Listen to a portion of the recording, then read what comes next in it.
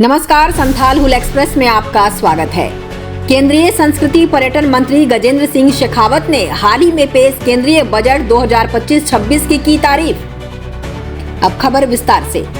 केंद्रीय संस्कृति पर्यटन मंत्री गजेंद्र सिंह शेखावत ने हाल ही में पेश केंद्रीय बजट 2025-26 की सराहना करते हुए कहा कि देश में सामाजिक विकास के लिए कई योजनाएं लागू की गई हैं, विशेष रूप से जहां कृषि के लिए दलहन, कपास के क्षेत्र में और फलों और फूलों की उत्पादकता बढ़ाने के लिए विशेष प्रावधान किए गए हैं। फ्यूचर तकनीक और मेडिकल के विकास को देखते हुए इस बजट में नए IIT में 6,500 सीटें बढ़ाना, मेडिकल के UG और PG की 10,000 सीटें बढ़ाना और आने वाले 5 सालों में 75,000 सीटें बढ़ाना, ये इस बात को प्रदर्शित करता है कि ये सरकार लंबे विजन के साथ काम कर रही है।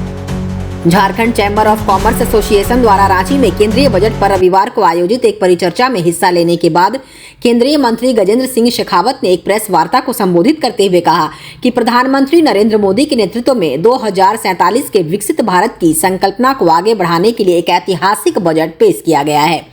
केंद्रीय मंत्री शेखावत ने कहा कि इस बजट में झारखंड में आदिम जनजाति के आधारभूत संरचनाओं के विकास की योजनाएं लाई गई हैं। इस अवसर पर प्रदेश अध्यक्ष बाबूलाल मरांडी समेत कई नेता, चैम्बर के पदाधिकारी शामिल हुए। सबका विकास, सबका विश्वास, सबका प्रयास, इस संकल्पना के साथ में गरीब को देश के संसाधनों पर पहला हक है।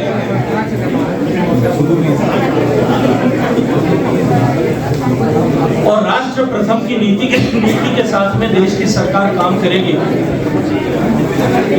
इस नीति के साथ में जो काम किया, उस दिशा में काम करने के साथ चलते हुए भारत में जो प्रगति हुई,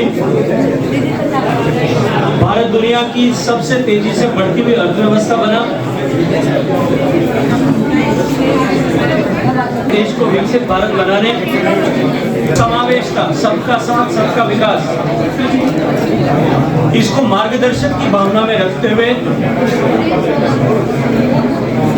ये मानते हुए कि देश की शक्ति उसके संसाधनों में नहीं, अभी उसके लोगों में होती है।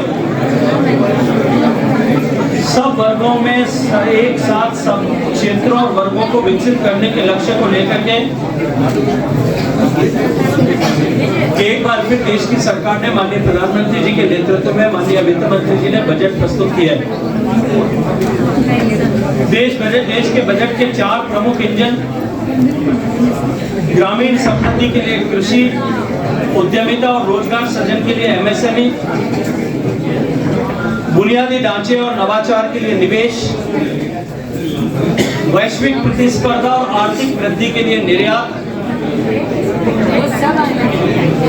इन 4 वर्टिकल्स पर ये बजट 6 प्रमुख पिलर्स पर डिवाइडेड है। 6 प्रमुख पिलर जिन पर इस बजट को केंद्रित किया गया, उसमें टैक्स रिफॉर्म्स,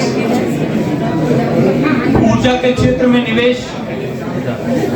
शहरी विकास के लिए निवेश, फाइनेंशियल सेक्टर को और अधिक स्ट्रक्चर्ड करना,